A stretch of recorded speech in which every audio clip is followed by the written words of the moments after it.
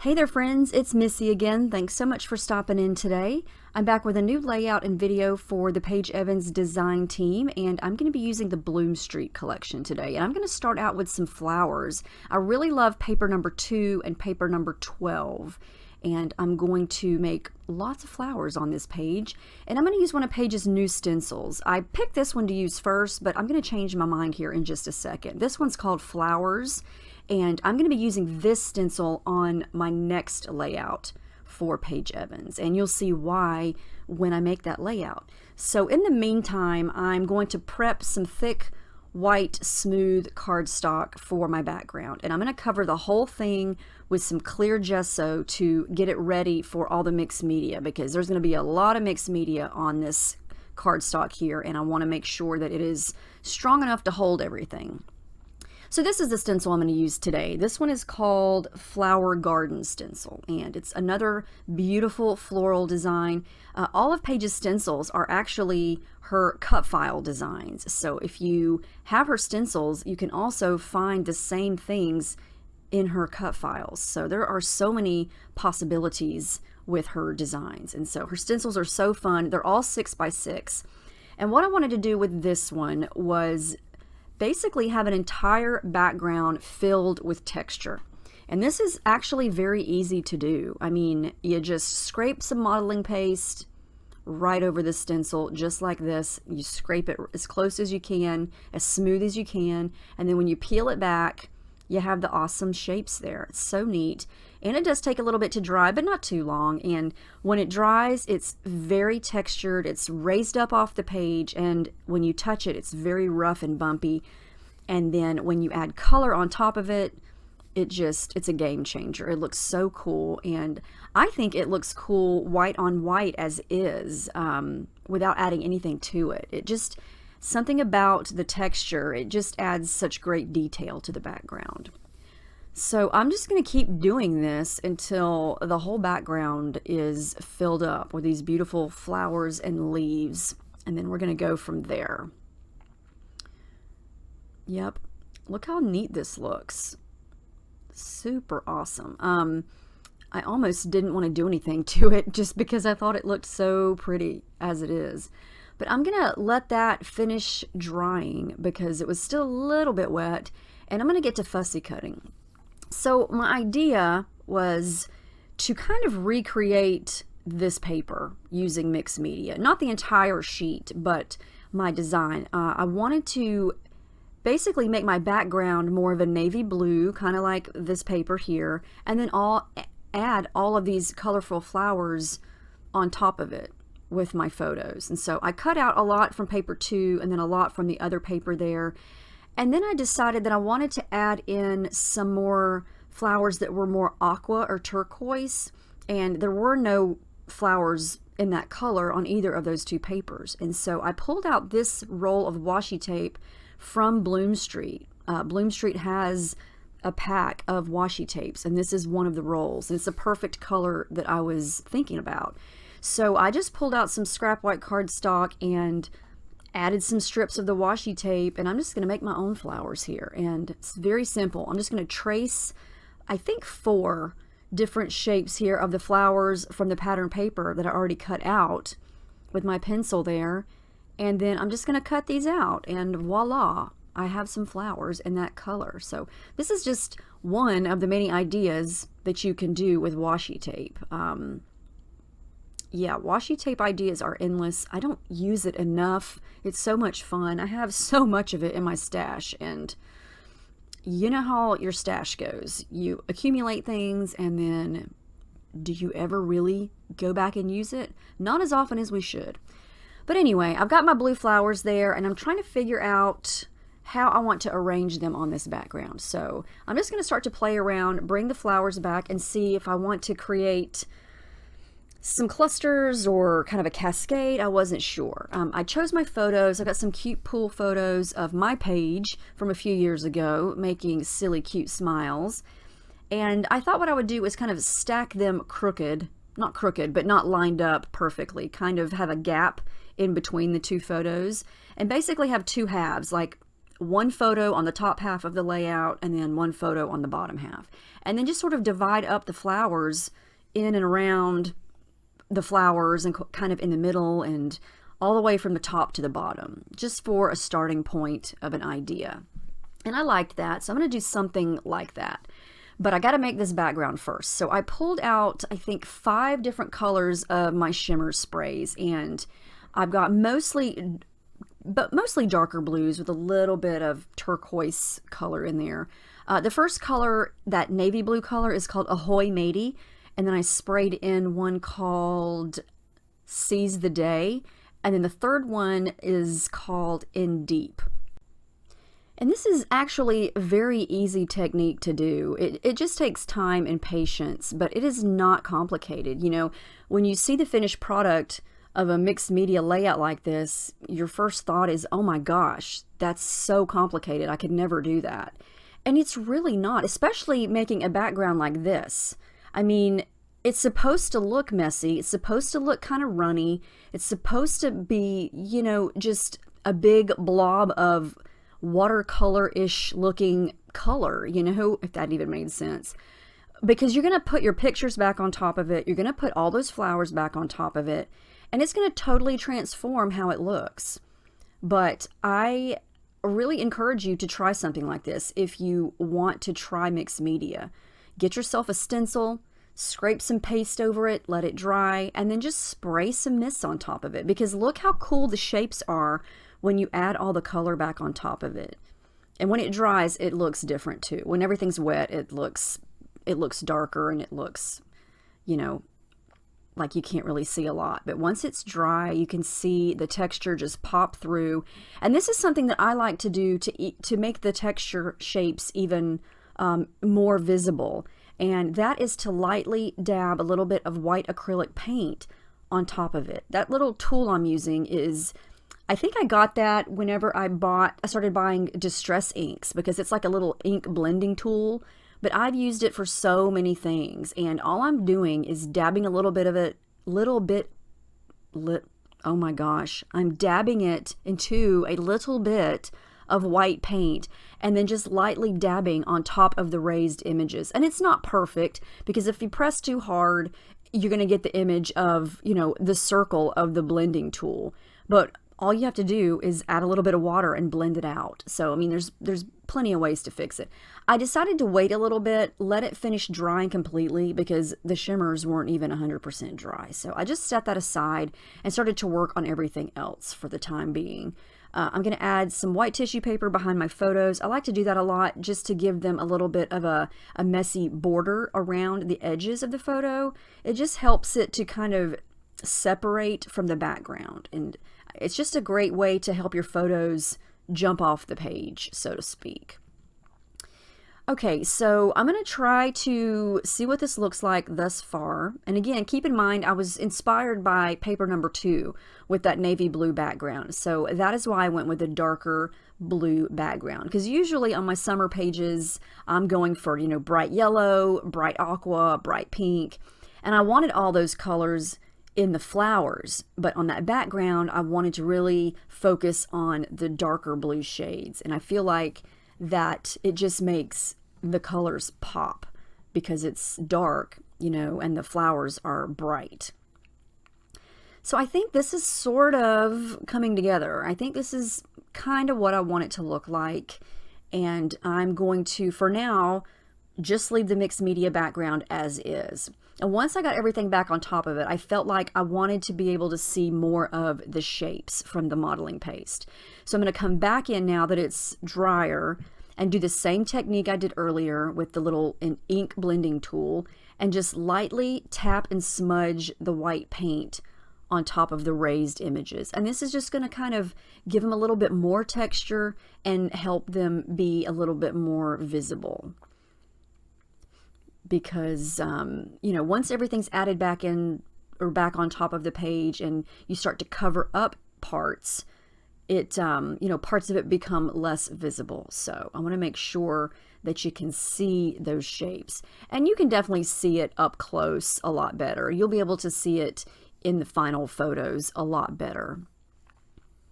But this is so textured. I finally just took everything off. I was going to leave it because I didn't want to move it, but it was hard to pick up all those little flowers because the background was so textured, everything kept getting caught. So you can kind of see what I'm talking about there. Now you can see a lot more of the texture, and it's going to be a lot more visible. So I'm going to make sure that that's going to dry, and I'm going to go back to layering and things. So I'm going to use some pieces from this paper. I can't remember what number paper that is. I can't see it from here. I wrote it down, but it's a cut apart sheet. And so I'm going to use these as layers behind the photos here. I'm going to use my edge distressor there to ruffle up the edges. And this is another way to help your photos pop off the background, is to add more layers behind them. And I always like to have, well, not always, but most of the time, it always depends, I guess. But I want a solid color layer first. If I'm going to use multiple layers behind the photo, that's more of, like a pattern paper, I want to make sure that there's at least one solid color behind it, because usually your photos have a lot going on.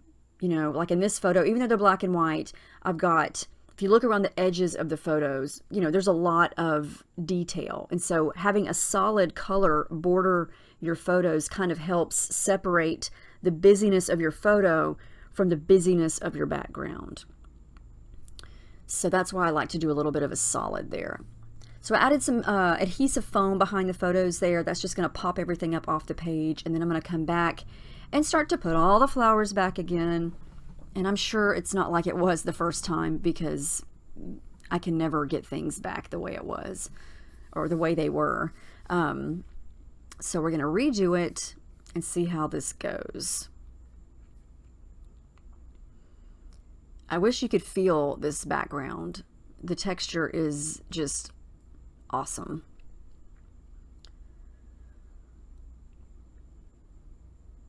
All right, so I like how this is looking. I'm going to start to glue things down a little bit.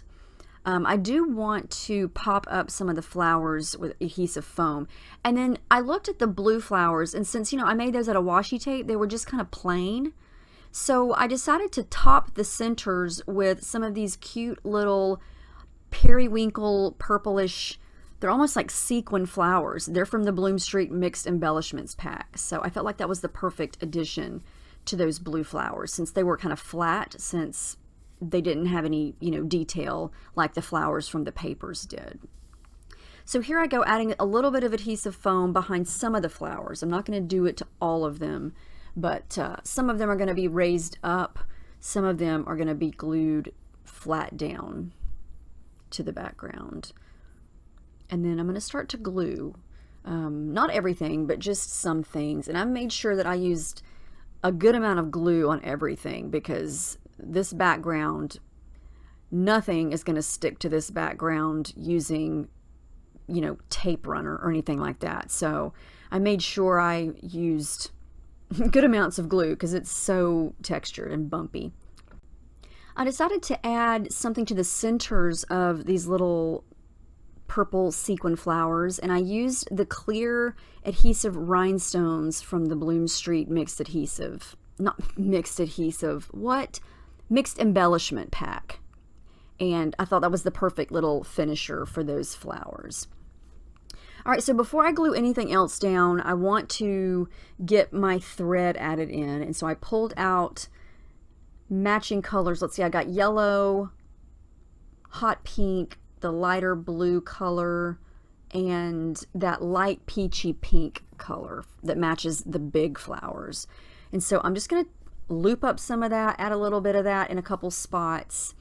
And this is just going to add some pops of color, add a little bit of texture. And I added, let's see, the yellow over to the bottom right of the top photo, and then here comes the pink thread. I always say that thread is a great addition if you are looking for a little something extra in a certain spot on your layout that, you just need an extra pop of color, or you want to add a little bit of texture, or just something extra. Just use some thread. You don't have to have a lot of it showing. It just kind of gives that little something extra. And I've said this a million times. I don't even know why I like it. I just do. And I feel compelled to use it on every single page that I make. And I get asked a lot what kind of thread this is. It is just regular sewing thread from Walmart. I believe the brand is Coats, but if you go to Walmart and you go to the sewing section, there's a little wall, I guess, on one of the aisles with all the different colors of sewing thread. It's the cheapest ones they have. So it is definitely not expensive sewing thread. And I just use, when I do sew on my pages, I use a regular Brother sewing machine. I've had it for several years. I also got that at Walmart. Nothing fancy.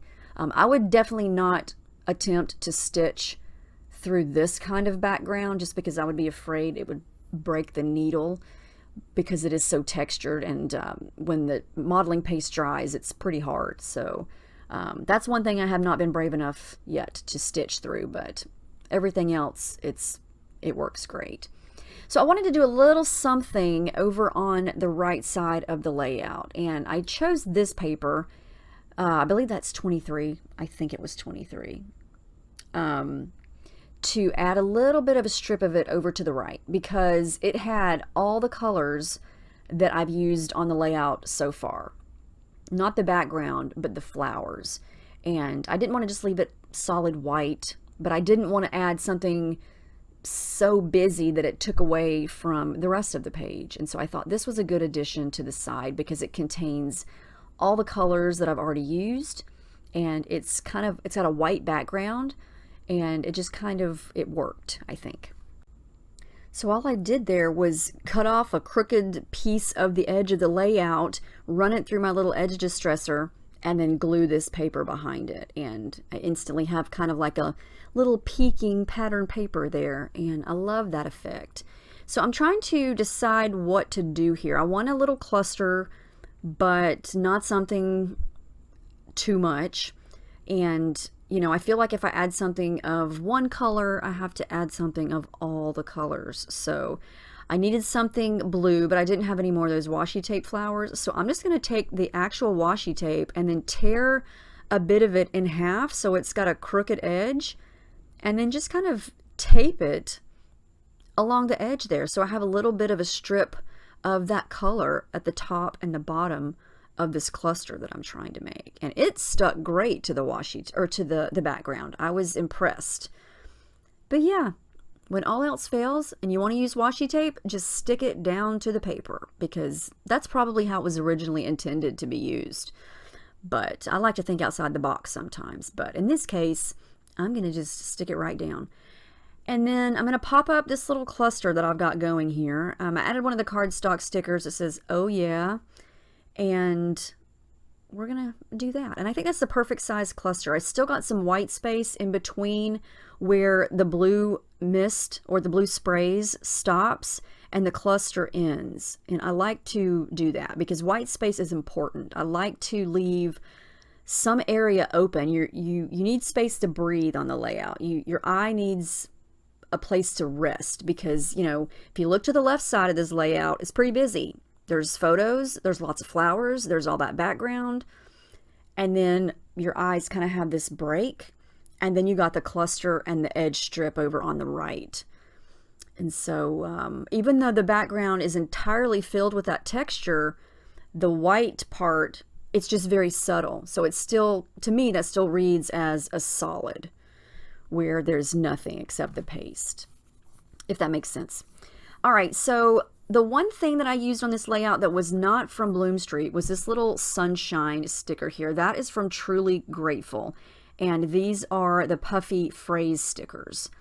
And that sunshine was the perfect color to match those yellowy orangey flowers. So I'm going to combine, I've been trying to use this beautiful sticker for I don't even know how long, because I want to use it. I love it. It's gorgeous, but it has just never worked on whichever layout I've been making. But it worked on this one, yay! So I'm going to use it. And it's the perfect size, it's the perfect color, and I like that it contrasts with the sunshine. And I love that the beautiful is in script and the sunshine is in block letters, because one of my favorite things to do for titles is to mix and match fonts.